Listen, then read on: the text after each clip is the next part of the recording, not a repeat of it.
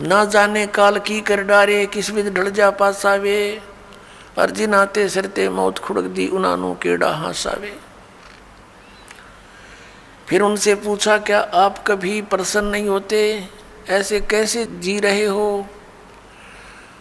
तब उन्होंने बताया कि मैं प्रसन्न होता हूँ, साध मिले साढ़े शादी होंदी, विछड़ द्या दिलगिरी वे, अख दे नानक सुनो जिहाना, ये मुश्किल हाल फकीरी वे।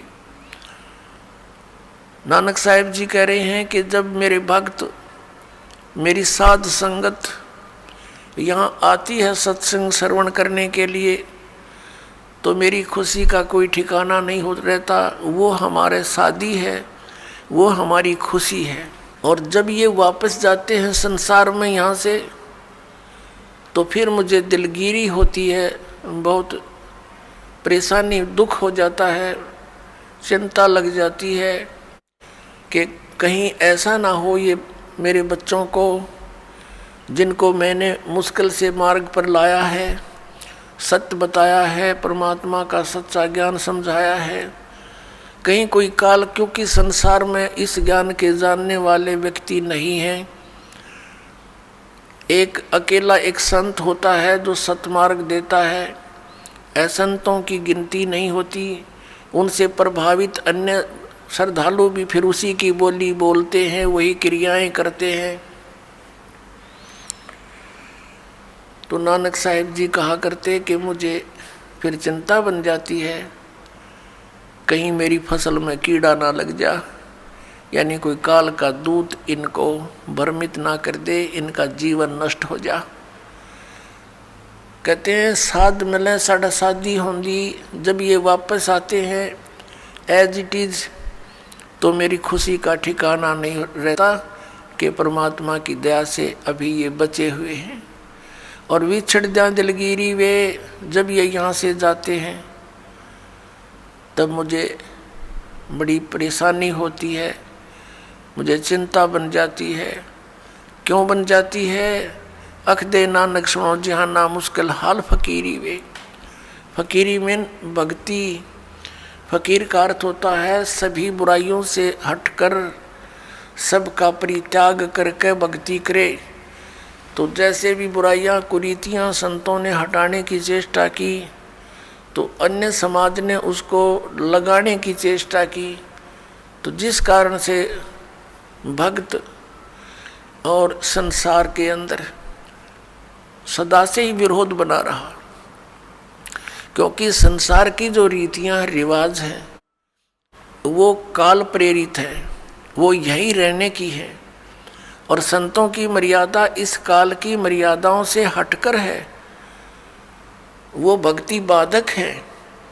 इसलिए अन्य समाज के लोग कहते हैं देखो इन्होंने तो माता धोकनी भी छोड़ दी, इन्होंने तो बाबा श्याम जी भी नहीं पूज रहे हैं, ये तो ऐसे भी नहीं कर रहे हैं, ये तो दिवाली भी नहीं मना रहे हैं, ये कैसे हो गए हैं, इन तो बट्ठा बैठा दिया। एक भक्त बतावा था, कहने लगा जी आज 10 वर्ष हो गए हमने कोई त्यौहार नहीं मना लिया। नाम लिया था उसने उस दिन, फिर वो अपने दुख गिनावा था, कह रहा था जी हमने 10 वर्ष हो गए हमारा त्यौहार नहीं मन लिया, ना होली ना दिवाली ना तीज ना कोई अन्य। क्या कारण? कि हमारा परिवार है, कभी तो हमारे घर में कोई खुद जवान भाई की मृत्यु हो जाती है, 1 वर्ष उसकी चिंता पूरी होती है, तब तक दूसरा कोई रिश्तेदार निकट में, जैसे बहन का पति मर गया, फिर त्योहार मने नहीं, फिर कोई बिल्कुल साथ में का केताऊ का मर गया जवान, फिर ऐसे फिर लड़का मर गया। 10 वर्ष हो गए हमने त्योहार नहीं मना लिया। तो फिर इन त्योहारों को किस लिए मनाते हैं? या तो फिर भी मनाओ अगर इतने कंपलसरी है तो। ये कहने का भाव ये है यहाँ कुछ मनाने की जरूरत ना है, यहाँ तो भगवान के गुण गान की आवश्यकता है। और उस समय को याद रखे, ये जाने का समय याद रखे।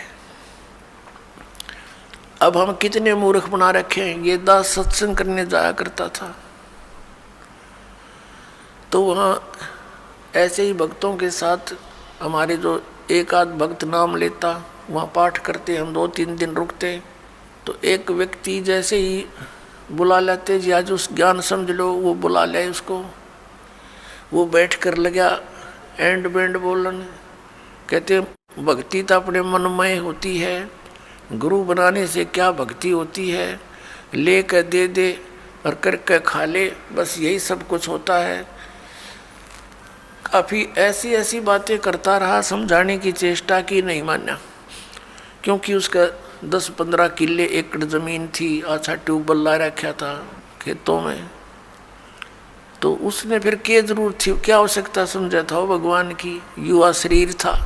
काफ़ी समझाने की चेष्टा की, एंड बैंड बोलता रहा, उठ कर चला गया। खान पीन की उम्र है और भी अब फांसी लगा रहे हो आप, बीड़ी नहीं पीनी, शराब नहीं पीनी, मांस नहीं खाना, नाचना कूदना नहीं है, यूँ कह कर उठ कर चला गया। और कहता है कि भक्ति तो बुढ़ापे में करया करें, वृद्ध अवस्था हो जा। तो उसको बता भाई बुढ़ापे में भक्ति कठिन हो जाएगी जब पहले से स्टार्ट ना हुई तय, क्योंकि बुढ़ापे में तो फिर सारी ये आपदाएं आती हैं, कभी आँख बनवानी, कभी दांत पड़वाने, कदे पिंडी भड़के, कभी सिर में दर्द, और बड़ा परिवार हो जाता है, कदे कोई बीमार, कोई किसी की मृत्यु, वह सारी उस वृद्ध के चोट लगा करें।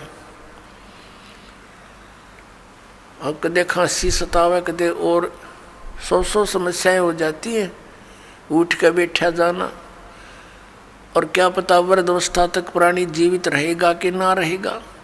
तो भक्ति के लिए तो संतों ने बताया है, सदग्रंथों में भी यही लिखा पाया है कि भक्ति के लिए जब भी बच्चा 3 वर्ष का हो जाए, बोलने लग जा,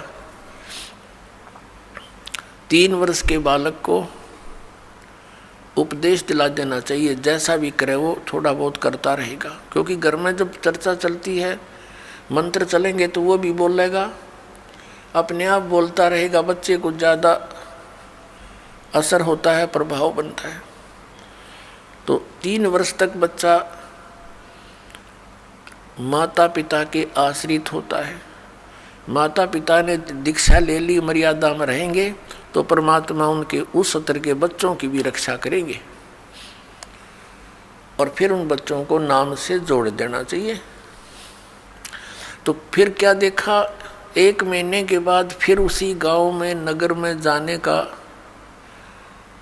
परमात्मा ने संयोग बनाया, सत्संग था।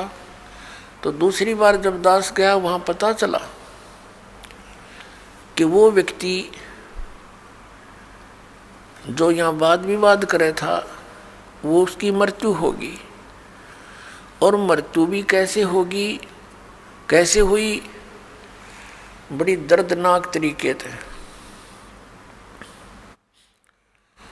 उसका अपना एक कुआं था, इस साइड की बात है, बाडड़ा साइड की, हरियाणा की। उसका अपना एक कुआं था, उस कुएं में नीचे जल था, कुएं में से वो ट्यूबवेल चलाते हैं, तो सारा दिन ट्यूबवेल चलाया, पानी कुछ नीचे चला जाता है, वो पानी नीचे चला गया कुएं का।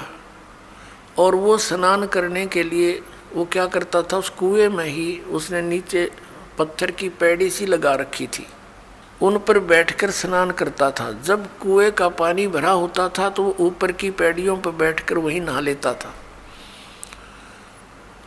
और फिर क्या, उस दिन पानी गया, नीचे उतर, और उसने सोचा इस नीचे वाली पैड़ी पर बैठकर नहा लूँ, और दायरा कम से कम 5 फुट नीचे।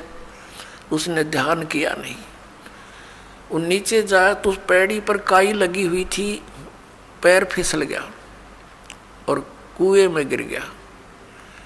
उसने चेष्टा की पैड़ी को पकड़ने की, वो उसके हाथ की रेंज से बाहर हो गई और उसके अंदर वो डूब कर मर गया। सारी रात ढूंढते रहे उनके घर वाले, बच्चा आया नहीं, कहाँ गया, कैसे है। खोजते खोजते सुबह देखा तो कपड़े और जूते बाहर रखे हैं, अंदर कुएं में मरकर ऊपर तैर रहा है। जब उसको देखा कि उसके हाथों की ने जो कोशिश की उसने पकड़ने की, किसी वस्तु को कुएं की अंदर की साइड पर पक्की थी, वो उस पर काई लगी हुई थी, उसके अंदर से उसी उंगलियों के निशान गड्ढे हुए थे कि किसी प्रकार पकड़ दो, निशान थे, और वो मृत्यु को प्राप्त हुआ। इससे ये ज्ञान समझ में आना चाहिए कि किस आधार से हम इतने फूले फिरे हैं और क्या बकवाद गढ़ते हैं। अब वो वृद्ध होया ना, भक्ति उसने करी नहीं, अब पता नहीं कहाँ धक्के खाता फिरेगा, कोई गधा बनेगा, कुत्ता बनेगा। तो पुण्यात्मा इन बातों को याद रखे। अब उसकी मौत क्यों कर हुई होगी, आसानी से नहीं हुई होगी, रोया होगा, चिंगाड़ा होगा, न चिल्लाया होगा, बचा लो बचा लो। बचानी है कोई याद भी ना करे, वहाँ कौन बचावे, वहाँ भगवान बचावे, अठा के बाहर ले आवे। उस समर्थ शक्ति की ओट होता है, उसका सहारा मिले। प्रहलाद बचाया, ध्रुव बचाया, मीराबाई बचाई, कितने प्रमाण देख लो जो अब लाखों की संख्या में यहाँ बचा रहे हैं भगवान। तो हमने परमात्मा की शरण अति शीघ्र ग्रहण करनी चाहिए। तो यहाँ भगवान ने हमें बताया है, परमेश्वर ने हमें याद दिलाया है कि झूठे सुख को सुख कहे ये मान रहा मनमोद, ये सकल चबीना काल का, और कुछ मुख में कुछ गोद है। राम नाम कड़ुआ लगे, राम नाम कड़ुआ लगे, मीठे लगे दाम, दुविधा में दोनों गए, हे माया मिली ना राम। ये दास एक, जब हमारे पूज्य गुरुदेव जी सतलोक चले गए, उनका एक आश्रम बना हुआ है तलवंडी भाई, जिला फिरोजपुर के अंदर। तलवंडी भाई बोलते हैं उसको, छोटा सा कस्बा मंडी है, वहाँ आश्रम, और भी कई आश्रम हैं। बोगा के अंदर, एक खन्ना में भी था, एक नजफगढ़ के अंदर थे उनका आश्रम। तो तलवंडी भाई के अंदर उनके शिष्य बने हुए थे। तो वहाँ ये दास जाता था सेकंड संडे को सत्संग करने के लिए। उन्हीं की प्रार्थना पर कि एक सत्संग यहाँ कर जाया करो, गुरुदेव चले गए हैं। तो वहाँ उनका कोई रिलेटिव आया हुआ था, किसी वृद्धा की मृत्यु पर शोक व्यक्त कर, बुढ़िया मर गई थी कोई। वो शुक्र को आए थे, शनिवार को जाने की तैयारी कर रहे थे 12-1 बजे से। तब उन्होंने कहा कि आप सत्संग सुनकर जाना। जो हमारे गुरुदेव के शिष्य थे, वहाँ सेठ थे, लाला जी थे। कल सत्संग होगा 9 बजे, गर्मियों के दिन थे कि कल 9 बजे ही सत्संग शुरू होगा, 11 बजे तक सत्संग होता है, सत्संग सुनकर फिर जाना। कहने लगा मैंने बहुत सत्संग सुने हैं, गुरु भी बना रखे है, ऐसी कोई बात नहीं। उन्होंने कहा आपने सत्संग भी सुन रखे होंगे, गुरु भी बना रखे होंगे, लेकिन ये सत्संग उनसे भिन्न है, इसलिए हम प्रार्थना करते हैं। वो कहने लगा नहीं, मुझे बहुत आवश्यक कार्य है, कल संडे को एक पार्टी आवेगी, उसके साथ मेरा एग्रीमेंट होएगा, और एक मुझे उसमें लगभग 5 लाख रुपए का बेनिफिट है, तो इसलिए मेरा जाना कंपलसरी है। उन्होंने कहा कोई बात नहीं, संडे को 1-2 बजे आते होंगे। हाँ 1-2 बजे आएंगे, तो आप सुबह निकल जाना, 12 बजे चलोगे, जब 3 बजे तक पहुंच जाओगे, 4 बजे। चंडीगढ़ जाना था उसने। कहने का भाव उसने कतई नहीं मानी और चल पड़ा।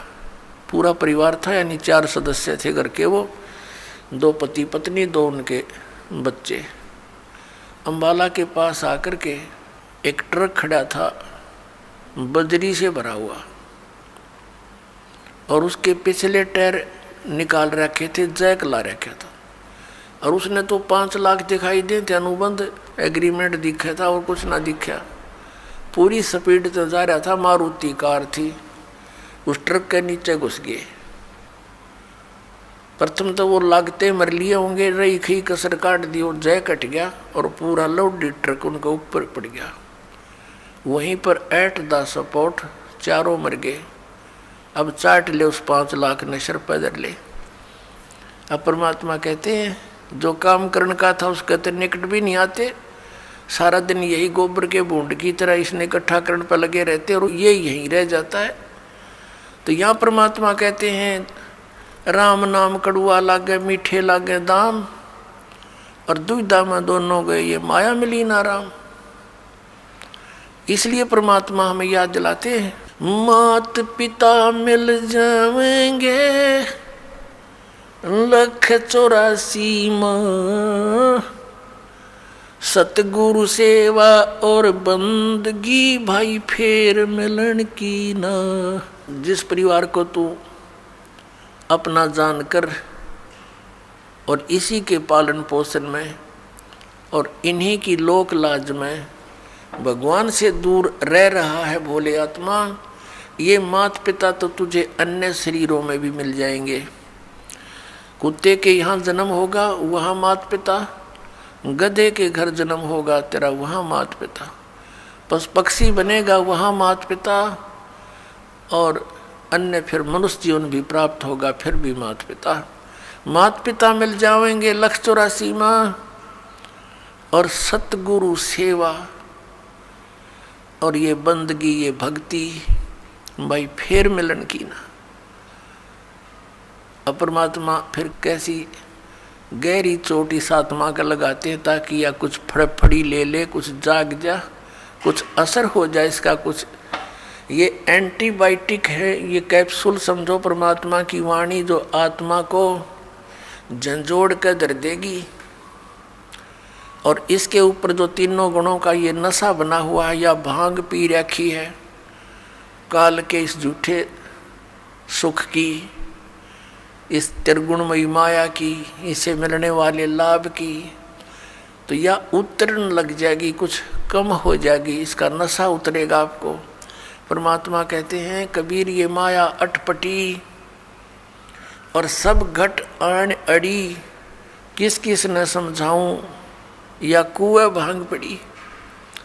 आप इस सत्संग को छोड़कर अन्य सत्संग भी सुनते हो, उन सत्संगियों के व्यवहार भी देखते हो।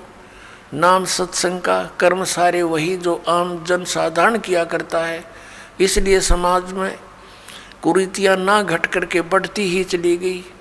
ऐसे ही ये भ्रष्टाचार भी बढ़ता ही चला गया, दुराचार भी चरम सीमा पर पहुंच गया, अत्याचार, लूट खसोट, रिश्वतखोरी। तो क्या फायदा हुआ? इतने संत और भक्तों की गिनती नहीं और असर इतना भी नहीं किसी के। कारण क्या है कि वो संत नहीं, और संत के आदेश बिना विकार छूट नहीं सकते। संत का वचन में परमात्मा की दया होती है, उसके ही वचन से, उसकी सत्संग सुनने से प्रभाव बनता है। तो वो संत नहीं है, वो दिखे संत, क्योंकि ऊपर के दिखावे से या इस सत्संग वचन सुना देने से संत नहीं होता। संत के बहुत ही ज़्यादा गहरे जो लक्षण होते हैं वो जन साधारण की पहुंच से दूर होते हैं। एक तो संत का ज्ञान से पहचान होता है, संत की और असंत की उसके वचनों से, उसके सत्संगों से पहचान होती है। और सदग्रंथों में तो और भी बहुत सी पहचान बताई है कि उल्टे लटके हुए संसार रूपी वृक्ष को जो भिन्न भिन्न बता देगा स वेदवित वो तत्वदर्शी संत है। गीता जी अध्याय नंबर 15 के श्लोक नंबर 1 में यही ज्ञान दिया है। और संत की और असंत की पहचान उसके ऊपर के दिखावे से नहीं होती, ऊपर के आडंबर से नहीं होती, उसके ज्ञान से होती है। और फिर समाधान के मंत्र से होती है। ज्ञान भी सुना कर कोई किसी से मिलता जुलता कह सकता है, लेकिन उसके पास उस रोग के नाश करने की, इस हमारे जन्म मृत्यु के रोग का नाश करने की और प्रारब्ध के अंदर आने वाले कष्टों का निवारण करने की औषधि नहीं है, वो सही मंत्र नहीं है, तो कितनी ही बातें बनाता रहे वो संत नहीं है। और किसी व्यक्ति ने इस दास से सुनकर और ये मंत्र लेकर तीनों और स्वयं संत बनकर इनको दान करने लग जाता है, देता है, तो वो डुप्लीकेट लाइसेंस बना रहा है, क्यों? वो अधिकारी नहीं है। वो गुरु की आज्ञा के बिना स्वयं ही नाम देता है तो वो निगुरा है और वो अधिकारी नहीं है, उससे उपदेश लिया हुआ भी व्यर्थ ही है। तो इन सब बातों से हमने सावधान रहना है। अब क्या बताते हैं परमात्मा? कंठी माला सुमरणी पैरे से क्या हो, ऊपर डूंडा साध का अंतर राख्या खो। ऊपर तो साध का डूंडा पीट रखा, जैसे कंठी माला तिलक दाढ़ी दूढ़ी बढ़ा रखी, लाल कपड़े डाल रखे, ऐसा दिखे जैसे बड़ा महापुरुष होगा, और अंदर भक्ति ना ज्ञान एक आने का। कहते ऊपर डूंडा साध का, ऊपर लोग दिखावा तिसा दिखे भाई, कति आदमी ने सोचा भगवान से मिल रहा होगा और अंदर खख नहीं उसके, तो उसका ज्ञान से पता लगेगा, उसकी बोली से पता लगता है। जैसे धर्मदास जी को जब ज्ञान हुआ, आदरणीय धर्मदास साहिब जी को, और परमात्मा उनसे बिछुड़ गए थे, उसके वियोग में संतों से मिलते थे और उन संतों से प्रश्न करते थे वो कि ब्रह्मा विष्णु महेश के माता पिता कौन है। गीता जी अध्याय नंबर 18 के श्लोक नंबर 62 में जो गीता ज्ञान दाता किसी अन्य भगवान की शरण में जाने को कहता है, वो भगवान, वो परमात्मा कौन है, तो वो उसका जवाब नहीं दे पाते थे। वो वही बोली बोलते थे जो पहले बोला करते थे, ये तो अजरो अमर है, सर्वेश्वर है, महेश्वर है। तो उठकर चल पड़ता था कि ये संत नहीं असंत है। तो संत और असंत की बोली से पता लगे। कबीर परमेश्वर जी कहते हैं, खरना होवे केहरी कबहू सिंह की खाल उठाए। यदि गधे को सिंह की यानी शेर की खाल पहना दी, ऊपर का कवर उसका, वो उस मात्र से सिंह नहीं बन जाता, शेर नहीं बन जाता, दिखता शेर है बिल्कुल। एक समय एक कुमार ने कुबद सूझगी, उसने कितने कोई शेर की खाल पाएगी पड़ी हुई, शेर मरा पा गया, उसने वो खाल खुल तार तोड़ लिया उसकी कितने काट पीट के, और उसने अपने गधे पर डाल दी, पूरी फट कर दी, और उसको रात के समय खेतों में छोड़ दे, वो जाके किसानों की फसल खावे। रखवाले देखें चांद की चांदनी में निकट जावें, क्या बढ़ गया क्या आ गया, देखे वहाँ पर शेर खड़ा है, फसल खा रहा है, शेर सिंह, तो वो भाग ले बुरी तरह, गाँव में आकर रुक गए, मर गए, शेर आ रहा, शेर आ गया। अब रखवालों ने उधर जाना भी छोड़ दिया कि रात में शेर आवर फसल खावे, काफ़ी चर्चा का विषय बन गया। एक दूसरे कुम्हार को पता चला कि भाई शेर फसल तो खा नहीं सकता, देखते हैं कोई गधे पे खाल ना डाल रखी हो किसी ने। उसने सोचा कि भी चल पहचान करते हैं, गांव वालों से कहा भी चलो आज शेर पकड़ते हैं। वो कहने लगे नहीं भाई नहीं, उधर नहीं जाना। वो कहने लगा भी चलो तुम मेरे साथ चलो, वृक्षों पर बैठ जाना ऊंचे चढ़कर। वो 2-4 गधे ले गया अपने, और जहाँ वो शेर आता था उसी के आसपास वो गधे छोड़ दिए, और वो बैठ के ऊपर वृक्षों पर। अब डर उसको भी था, कुमार को भी, कहीं सचमुच एक शेर ना हो, चलिया तो पहचान हो जाएगी, बेगा गधे ने खा लेगा और क्या होगा। तो थोड़ी देर के बाद उन गधों ने अपनी बोली बोली, हू करने लगे। वो शेर भी ला गया हू करने, वो आया भाग गया, और उन गधों के पास आकर हू करता करता खूब मस्ती में उसकी वह खाल उतर गई ऊपर तक, और गधा का गधा। तब रखवाले उतरे, अरे सचमुच तो गधा है, उसको मार को धमका निकम्मे तने यूँ के जुल्म कर दिया। तो पुण्यात्मा परमात्मा कहते हैं कि गधे की और शेर की पहचान उसकी आवाज़ से होती है। वो भी हू करता है, जब कहने लगे भाई यूँ तो गधा है, शेर को नहीं, शेर की आवाज़ है कोई ना, वह बोली ही नहीं है शेर वाली। तो इस प्रकार संत और असंत का ज्ञान उसके वचनों से, उसके सत्संग से, उसके ज्ञान से होता है। अब परमात्मा हमें याद दिलाते हैं, अगम निगम को खोज ले, बुद्धि विवेक विचारे, उदय अस्त का राज मिले, तो बिन नाम बेगारे। अपने आत्मा हम तो ये सोचते हैं कि हमें कोई अच्छी पोस्ट मिल जाए, हमें कोई अच्छा राज पद प्राप्त हो जाए, एमएलए, एमपी, मंत्री, मुख्यमंत्री, प्रधानमंत्री, राष्ट्रपति बन जावा।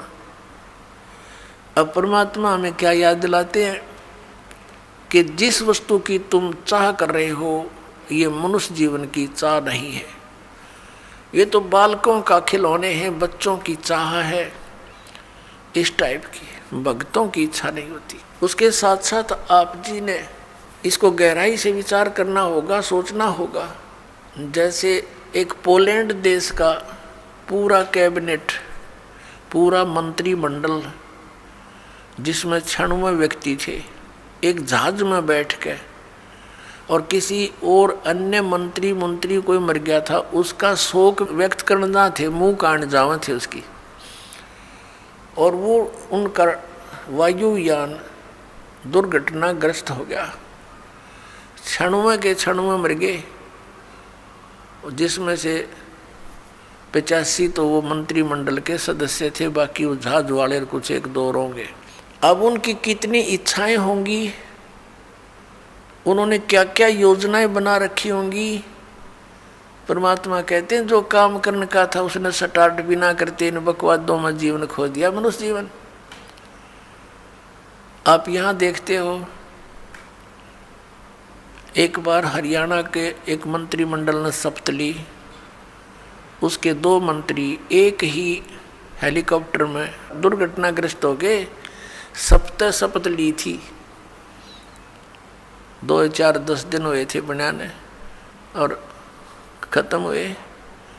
ऐसे ही एक मुख्यमंत्री आंध्र प्रदेश का, एक अरुणाचल प्रदेश का, हेलीकॉप्टर में जा रहे थे। आगे उनकी इंतज़ार में, उनके स्वागत में, उनका माला डालने के लिए लोग खड़े थे अपने स्वार्थवश, और वो दुर्घटनाग्रस्त हो गए। एक की तो 3 दिन में लाश मिली थी, और एक की 1 हफ्ते में गिद्दड़ घसीटे थे उन्हें। पुण्यात्मा, इस तत्व ज्ञान से आपके हृदय में केवल भगवान शेष रह जाओगा, जो ज्ञान ध्यान से सुनोगे तो। ये काम करण के मनुष्य जीवन के। अब हम एक परमात्मा से दूर होकर तत्व ज्ञान के अभाव से उस गोबर के भूंड की तरह इस माया रूपी गोबर को इकट्ठा करने में लगे रहते हैं, और रास्ते में हमारी मृत्यु हो जाती है। जैसे गोबर के भूंड होते हैं, देखे होंगे खेतों में, भैंस गाय गोबर चौथ कर देती है, गोबर कर देती है, और वो दोनों भूंड और भूंडनी, व पति पत्नी, उस सारे गोबर ने इकट्ठा कर कर और बिल में ठोक लेंगे, गोली बना बना के, उसको ऊपर का रेत लगा के कोई पिछाड़ना ले के रखा है छुपा के, और ऐसे ढोते ढोते मर जाते हैं पशु के पैर तले आके, वो गोबर वहीं रह जाता दरा दरा।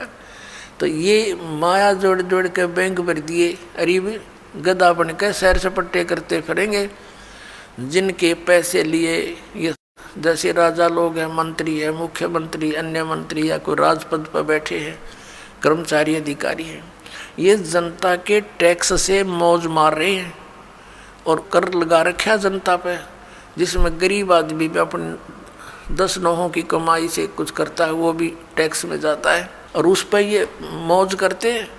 जो इनका कर्तव्य बनता है उसको भूल कर ये भी केवल अपने ही स्वार्थ में, अपने ही उदर पूर्ति में लगे रहते हैं, जिस कारण से इनको प्रत्येक का कन कन देना पड़ेगा। किसी का गधा बनेगा, किसी का बैल बनेगा, किसी की भैंस बनेगी, गाय बनेगा।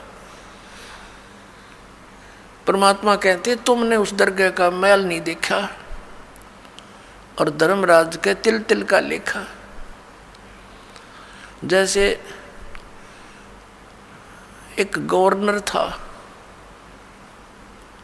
पंजाब और हिमाचल का, वो ज्वाइंट यानी 2 चार्ज थे उसके ऊपर, 2 का गवर्नर था अकेला।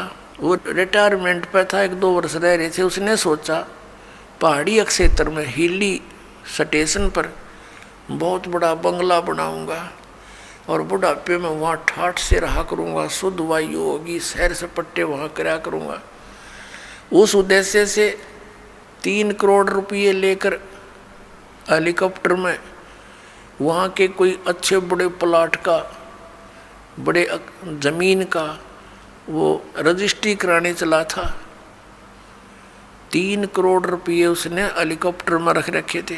अपन आत्माओं पहले 100 के नोट थे, 500 के भी ना थे, तो मरण के काम ताप पर कर रहा था वो 3 करोड़ 100 के नोट। और बरकत देखे कितने हो जाते हैं। तो वो दुर्घटनाग्रस्त हो गया वो हेलीकॉप्टर। उसका परिवार भी साथ में था, एक बालक बच्चा था, लड़का, वो पहाड़ियों पर मर गया पड़ के। और वो नोट उड़ते फिरे, वो बकरी खावा उनने, फिर वो आकर जो भेड़ बकरी चरा रहे थे वो उठा ले गए गडरिए। फिर उनको फिर क्या देखा कि उसका जो अपना रेजिडेंस था वहाँ उसने तय खाना बना रखा और उसमें 40 करोड़ रुपया दे रखा। 40 करोड़ रुपया 100 के नोटों का मेरे ख्याल में 2 ट्रकों पर नहीं चल है। और वो छाती का लाए बैठा सांप की तरह उस पर सोए और वहाँ मर गया। वो रह गया दराया। अब क्या होगा? वो लाट साहब फिर गधा बनेगा और गेला उसकी पत्नी, और फिर क्या बनेंगे वहाँ? जिसके पैसे इकट्ठे कर रखे थे प्रत्येक का पाई का हिसाब चुकाएंगे। बहुत लंबा काम बना लिया उन्होंने अपने ऊपर। तो परमात्मा कहते हैं कि तुमने उस दरगाह का मैल नहीं देखा और धर्मराज के तिल तिल का लेखा। तो यहाँ परमात्मा हमें याद दिलाते हैं कि जैसे श्रीमद् भगवत गीता अध्याय नंबर 7 के श्लोक 29 में कहा है कि अर्जुन, मेरे आश्रित होकर मैं तुझे जो ज्ञान बता रहा हूँ उसको आश्रय करके उस पर अमल करो। क्या बताया है? गीता जी अध्याय नंबर 4 के श्लोक नंबर 32 में कहा है कि आध्यात्मिक अनुष्ठानों यानी यज्ञों की जानकारी सच्चिदानंद घन ब्रह्म की वाणी में विस्तार के साथ कही गई है। वो तत्व ज्ञान है और उस तत्व ज्ञान को जानने के पश्चात तू सब कर्म बंधनों से मुक्त हो जाएगा। चौथे अध्याय के 34वें श्लोक में श्रीमद् भगवत गीता में कहा है कि अर्जुन, उस तत्व ज्ञान को जो सच्चिदानंद घन ब्रह्म ने स्वयं आकर अपने मुख कमल से बोला है, वो कबीर वाणी है, वो कबीर वाणी है, वो सच्चिदानंद घन ब्रह्म की वाणी है, वो तत्व ज्ञान है। उस तत्व ज्ञान को तू तत्वदर्शी संतों के पास जाकर समझ। उनको दंडवत प्रणाम करने से, कपट छोड़कर उनसे प्रसन्न करने से, सरलतापूर्वक प्रसन्न करने से वो तत्वदर्शी संत तुझे उस परमात्म तत्व का ज्ञान कराएंगे। यानी गीता ज्ञान दाता से अन्य कोई परम शक्ति है जो पूर्ण मोक्षदायक है, जिसकी शरण में जाने के बाद फिर संसार में लौटकर कभी नहीं आते, पूर्ण मोक्ष होता है। और उसकी कृपा से ही ये जीव परम शांति को और सनातन परम धाम को प्राप्त होता है। अपने विषय में गीता ज्ञानदाता कहता है कि अर्जुन, चौथे अध्याय के 5 और 9 में, दूसरे अध्याय के 12 श्लोक में गीता जी में, गीता अध्याय नंबर 10 के श्लोक नंबर 2 में कहता है, अर्जुन तेरे और मेरे बहुत जन्म हो चुके हैं, तू नहीं जानता, मैं जानता हूँ। तो इससे सिद्ध गीता ज्ञानदाता भी नाशवान है, इसकी भी जन्म मृत्यु होती है। गीता ज्ञानदाता कौन है? श्री कृष्ण में ये ब्रह्म बोल रहा है। अब ब्रह्म की पूजा करने से भी वो स्थान प्राप्त नहीं हो सकता जहाँ जाने के बाद साधक फिर लौटकर संसार में कभी नहीं आते, जो गीता जी अध्याय नंबर 15 के श्लोक नंबर 4 में कहा है। और फिर गीता जी अध्याय नंबर 18 के श्लोक नंबर 62 में कहा कि अर्जुन, तू सर्वभाव से उस परमेश्वर की शरण में जा, उसकी कृपा से ही तू परम शांति को और सनातन परम धाम को प्राप्त होगा। तो इससे सिद्ध हो गया कि उस गीता ज्ञानदाता से अन्य कोई परमेश्वर है जिसकी कृपा से वो सारा ये जन्म मृत्यु का ये झंझट, ये रोग, ये कति कटेगा और उसी से परम शांति होगी। अपने विषय में गीता ज्ञानदाता 8वें अध्याय के 5 और 7 श्लोक में कहता है कि तू युद्ध भी कर, मेरी भक्ति भी कर, यानी मेरी शरण में रहेगा, युद्ध तो करना पड़ेगा तुझे। इससे परम शांति नहीं हो सकती। जन्म मरण का रोग नहीं कट सकता क्योंकि वो स्वयं भी जन्म मृत्यु के अंदर है, गीता ज्ञानदाता। अब यहाँ प्रश्न चल रहा है कि 7वें अध्याय के 29वें श्लोक में उसने क्या कहा है कि अर्जुन, मैं जो तुझे ज्ञान बता रहा हूं और उस ज्ञान को जो आश्रय करके तत्वदर्शी संत की खोज कर लेता है और जो केवल जरा और मरण से छूटने का ही प्रयत्न कर रहा है, तो वो उस तत्ब्रह्म को और संपूर्ण अध्यात्म ज्ञान को और सभी कर्मों को समझ चुका है, सभी कर्मों से परिचित है। जो व्यक्ति जरा और मरण से ही छूटने का प्रयत्न करता है, संसार की किसी अन्य वस्तु की डिमांड नहीं करता है, तो वो समझ लेना कि वो उस तत्ब्रह्म से परिचित हो चुका है, उस परमेश्वर से परिचित हो चुका है जिसकी शरण में जाने के बाद साधक फिर लौट कर कभी संसार में नहीं आते और जिसकी कृपा से परम शांति और सनातन परम धाम प्राप्त होता है। अब जरा माने वृद्ध अवस्था, बुढ़ापा, और मरण माने मृत्यु। जरा और मरण से जो छूटने का प्रयत्न करते हैं वो उस तत्ब्रह्म से परिचित है। अब अर्जुन ने 8वें अध्याय के प्रथम मंत्र में पूछा, 7वें अध्याय में केवल 30 मंत्र हैं, 29 में आपको सुना दिया और 30 श्लोक में ये कहता है गीता ज्ञानदाता कि अंत समय में जो केवल मुझे ही जानते हैं तो वो मुझे ही जानते हैं, वो मेरे तक ही सीमित रह जाते हैं। फिर 8वें अध्याय के प्रथम मंत्र में अर्जुन ने पूछा, फिर किम तत्ब्रह्म, जिसको जानने के बाद प्राणी जरा और मरण से ही छूटने का प्रयत्न करता, वो किम तत्ब्रह्म, उसके विषय में बताया है कि वो परम अक्षर ब्रह्म है। 8वें अध्याय के 3रे श्लोक में। गीता जी के अध्याय 8 के श्लोक नंबर 5 और 7 में तो वो अपनी भक्ति बताता है कि मेरी साधना कर, मुझ में भाव वाला बन, मुझे ही प्राप्त होगा, तो युद्ध भी कर। 8वें अध्याय के 13वें श्लोक में गीता जी में कहता है मुझ ब्रह्म का केवल एक ओम अक्षर है और अंतिम सांस तक उसकी भक्ति करता हुआ जाएगा तो मुझे प्राप्त होगा। गीता जी अध्याय नंबर 8 के श्लोक नंबर 6 में एक विशेष निर्णायक ज्ञान दिया है कि अंत समय में जो जिसमें भावित होता है, जिसकी आस्था जिसके अंदर रह जाती है, वो उसी को प्राप्त होता है। यही सूक्ष्म वेद में कहा कि जहाँ आशा तहाँ बासा हुई और मन कर्म वचन सुमरियो सोई। अब गीता जी अध्याय नंबर 17 के श्लोक नंबर 23 में कहा है ओम तत्सत इति निर्देश है ब्रह्मण त्रिविध समर्थ ब्राह्मणा तेन वेदा च विहिता पुरा। ब्राह्मण माने तत्वदर्शी संत, वैसे ब्राह्मण का अर्थ होता ब्राह्मण सोए जो ब्रह्म पहचाने। अब जैसे ओरिजिनल सतगुरु तो कबीर साहब थे और कबीर साहब तो एक और ये नकली सतगुरुओं का अंत नहीं, ऐसे ही ब्राह्मण का अर्थ असली होता है वो व्यक्ति जिसने भगवान को जान लिया। बाकी ठीक है, छोटी मोटी को अन्य क्रियाओं से भी ब्राह्मण की पदवी कोई पा रहा है तो वो अलग ब्राह्मण है। कि ओम तत्सत इति निर्देश है ब्रह्मण, ब्रह्मण माने सच्चिदानंद घन ब्रह्म, यानी पूर्ण परमात्मा परम अक्षर ब्रह्म के पाने की, उसके सिमरण की इस 3 नाम का निर्देश है। ओम तत्सत इति निर्देश है। निर्देश माने फाइनल फैसला, डायरेक्शन। डायरेक्शन का अर्थ है अन्य बिल्कुल नहीं, केवल वही, नथिंग एल्स। ये 17वें अध्याय के 23वें श्लोक में ओम तत्सत इति, बस यही निर्देश, फाइनल ऑर्डर। और ब्रह्म ने सच्चिदानंद घन ब्रह्म के त्रिविध समर्थ है, उसका 3 विधि से सिमरण की विधि है, 3 प्रकार से सिमरण होता है। और जिन पुण्यात्माओं को इस दास से ये तीनों मंत्र प्राप्त हैं, उनको पता है कि इनकी सिमरण की विधि 3 प्रकार से कैसे है। एक मंत्र ओम तो सार्वजनिक है, इसमें तत् ये सांकेतिक और सत भी सांकेतिक। गीता जी अध्याय नंबर 15 के श्लोक नंबर 16 और 17 में 3 पुरुष बताए हैं, एक सर पुरुष, अक्षर पुरुष। इन दोनों को रिजेक्ट किया है।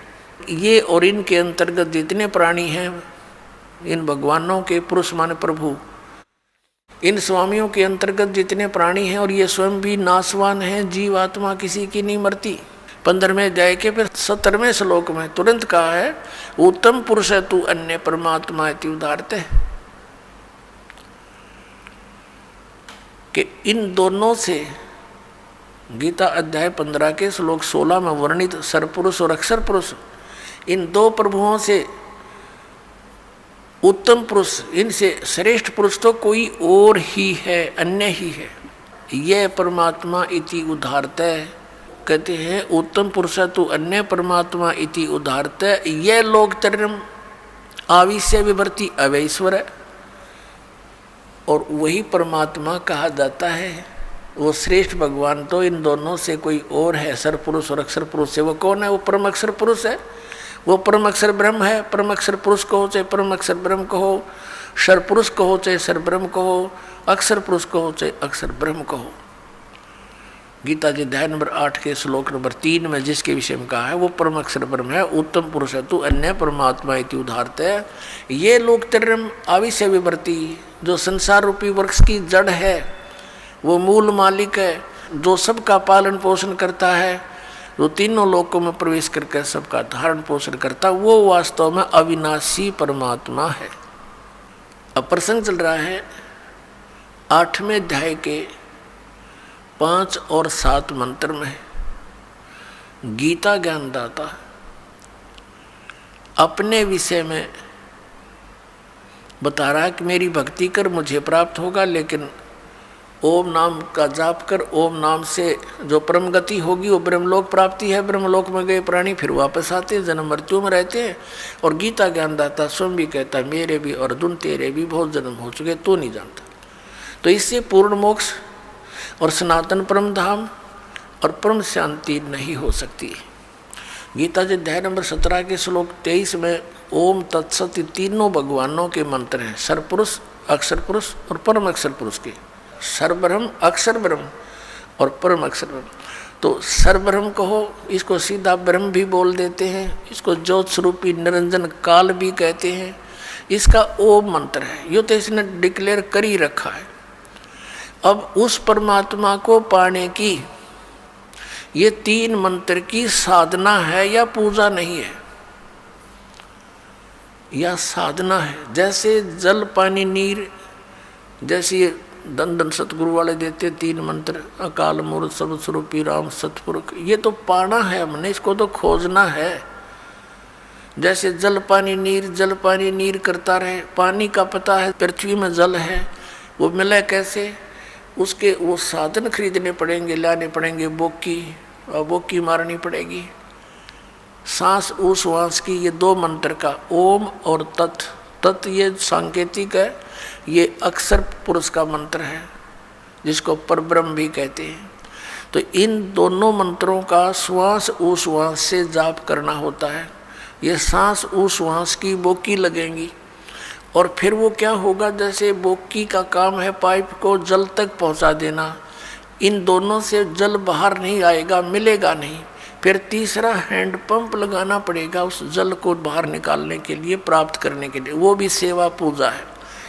ऐसे ही इन 2 मंत्रों से, जो सतनाम के 2 अक्षर का मंत्र है, एक ओम और एक तत्, सांकेतिक दास बताता है इस पृथ्वी पर 21 ब्रह्मांड में इस दास के अतिरिक्त ना इस नाम से कोई परिचित है 3 मंत्र से, और ना ही कोई अधिकारी है, ये सत्कर मान लेना। और कोई देता है तो धोखेबाज है। यदि कोई इस दास से लेकर के कहीं ये शुरू भी कर रखी होगी दुकान, का नीच तो पावेगा कहीं ना कहीं लुका छुपा, फिर समाज उससे भी बच के रहेगा और उसके फंसे हुए जाल के भक्तों को भी समझाने की चेष्टा करेगा कि गलत आदमी का फंस गए तुम। ऐसे तो ये दुश्मन पहले बतेरे थे, जिन भ्रमित कर दिया, डबो दिया देश का देश, पूरे मानव समाज को गुमराह कर रखा। भगवान के शत्रु हैं ये, परमात्मा के बच्चों को मिसगाइड किए बैठे। अब ओम और तत् ये तो सतनाम 2 अक्षर का, और ये राधा स्वामी के गुरुजी खुद कहते हैं जो 2 अक्षर का भेद बतावे सोए गुरु पूरा कहावे। इन 1 अक्षर का बिना बेरा था।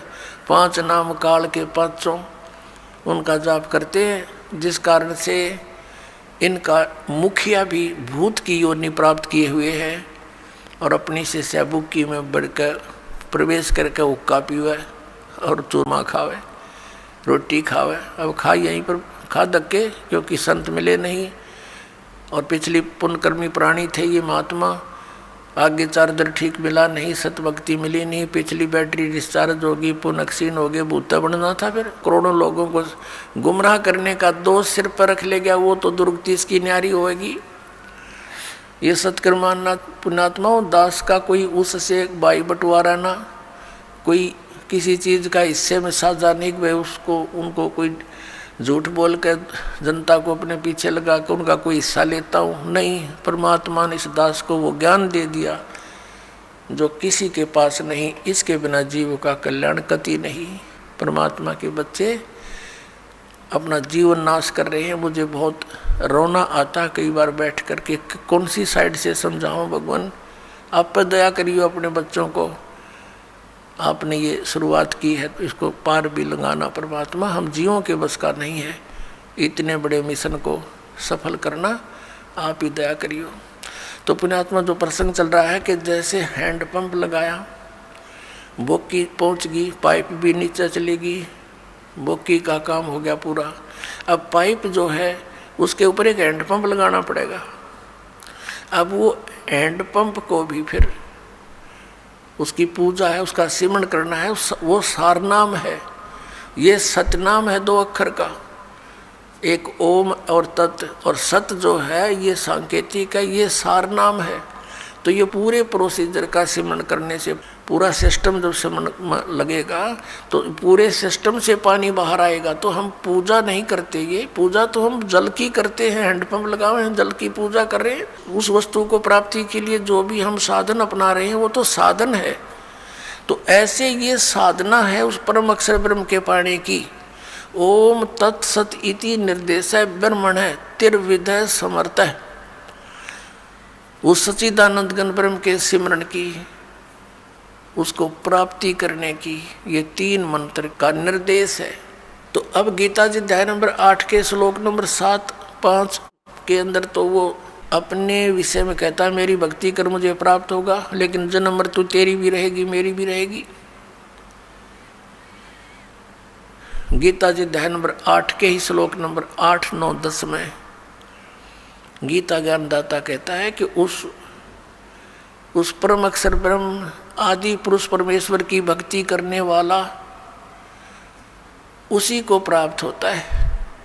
उसके लिए इसने ऑप्शन छोड़ दिया कि मुझे मालूम नहीं, तत्वदर्शी संतों को पूछो। अब प्रसंग चल रहा है कि 7वें अध्याय के 29वें श्लोक में कहा है कि अर्जुन जब तुझे पूरा अध्यात्म ज्ञान हो जाएगा और तत्व ज्ञान से उस तत्वब्रह्म से परिचित हो जाएगा और सभी कर्मों से परिचित हो जाएगा, फिर वो प्राणी यहाँ की किसी वस्तु की डिमांड नहीं करता। तो पुण्यात्माओं ये कर्मों की जानकारी आपको दी जा रही है आज के सत्संग में। अब जैसे शंका आ जाती है कि एक तरफ तो विधान है परमात्मा का कि जैसे भी कर्म प्राणी करेगा उसका फल उसको अवश्य मिलेगा, दूसरी तरफ ये कहा जाता है गुरु बिन माला फेरते, गुरु बिन देते दान, गुरु बिन दोनों निष्फल हैं, चाहे पूछो वेद पुराण। वे गुरु जी के बिना कोई दान पुण्य करते हैं वो व्यर्थ है, भक्ति भी करते हैं वो भी व्यर्थ है। दूसरी तरफ ये भी कहा गया भी जैसा कोई कर्म करेगा चाहे कैसा भी है वो भी उसको फल मिलेगा, बिल्कुल सत्य है। अब जैसे इन संतों ने मनमुखी जाप किए, किसी वेद के एक मंत्र को लेकर उसको सिद्ध करने के लिए सैकड़ों वर्ष बैठे रहे। अब परमात्मा के निमित्त किसी मंत्र को लेकर वेद के मंत्र का जाप रह रहकर करने से उसके अंदर सिद्धियां आ जाती हैं। सिंगल ओम नाम का जाप करने से भी सिद्धियां आ जाती हैं, क्योंकि कोई जड़ी है उसको एक अकेली जड़ी के खाने से कुछ अन्य लाभ है, और उस जड़ी को अन्य जड़ियों के साथ मिलाकर प्रयोग करने से वो कुछ और ही एक्स्ट्रा लाभ देता है। तो ऐसे इन मंत्रों को जानना आप। और फिर इनकी विधि के अंतर होता है। जैसे एक भक्त इसी बात से चला गया यहाँ से छोड़ करके, पहले तो आपने 7 मंत्रों के प्रथम मंत्र में भी वही मंत्र दे रखे हैं, सतनाम दिया, उसी को उल्ट सुलट करके ये दे दिया, ये क्या मंत्र हुए। तो ये अज्ञानी व्यक्ति जब तक ज्ञान समझ में नहीं आता वो नाम भी लेकर भी अपना जीवन व्यर्थ कर जाते हैं। तो पहले तो ये सोचना चाहिए कि जो ज्ञान दास दे रहा है वे वेदों में प्रमाणित है। फिर दूसरा, इस दास को पता है कि अकेला कौन से मंत्र से क्या लाभ होगा, उसको जोड़ देने से उसका क्या बेनिफिट होगा। तो इस प्रकार उसको अन्य तरीके से जाप करने से उसका क्या लाभ होगा, इस मंत्र से इसकी तरह जाप करने से उसका क्या लाभ होगा। तो ये डॉक्टर ही बता सकता है उस यूज ऑफ द मेडिसिन और उसके बेनिफिट। तो आप मरीज होकर के डॉक्टर के उसमें जो ट्रीटमेंट में ऑब्जेक्शन करते हैं तो वो कर्महीन इंसान होते हैं। अपनी आत्मा दूसरी कारण ये बन गया कि ये भोली आत्मा पहले दूध के जले हुए हैं, नकली संतों से नकली नाम जाप कर कर के ये थक चुके हैं।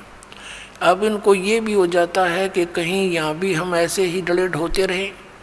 तो उसके लिए प्रार्थना करता है दास बार बार के उपदेश लेने से पहले आप जी पूर्ण रूप से अपनी शंकाओं का निवारण करवाएं, और फिर दीक्षा लो। 10 दिन पीछे ले लो, महीने पीछे ले लो, इतने दिन बीत गए और 10 दिन सही, 1 महीने 2 महीने पीछे ले लो।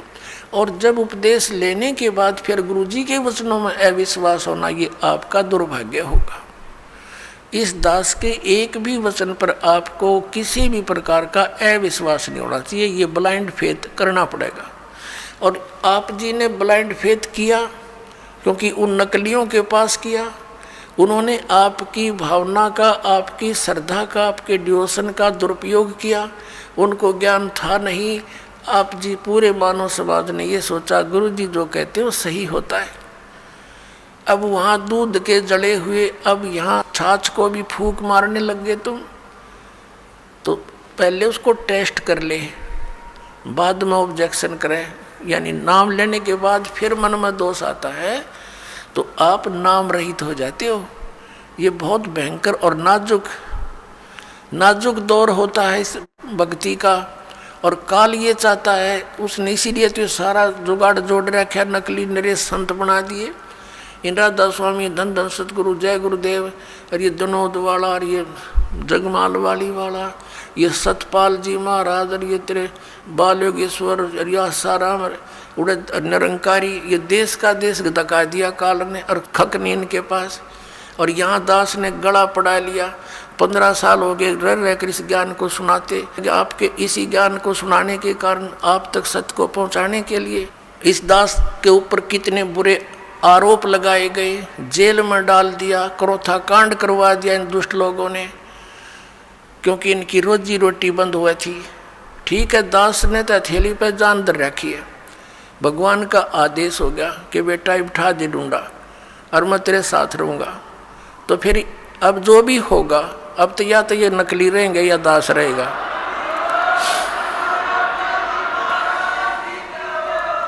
अज्ञान तो पहले था ही था, अब ये ज्ञान रहेगा।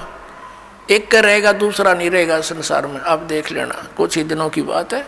बुद्धिमान समाज है, अभी तक तो बैठे बेचारे भोले भाले, आँख मीचे।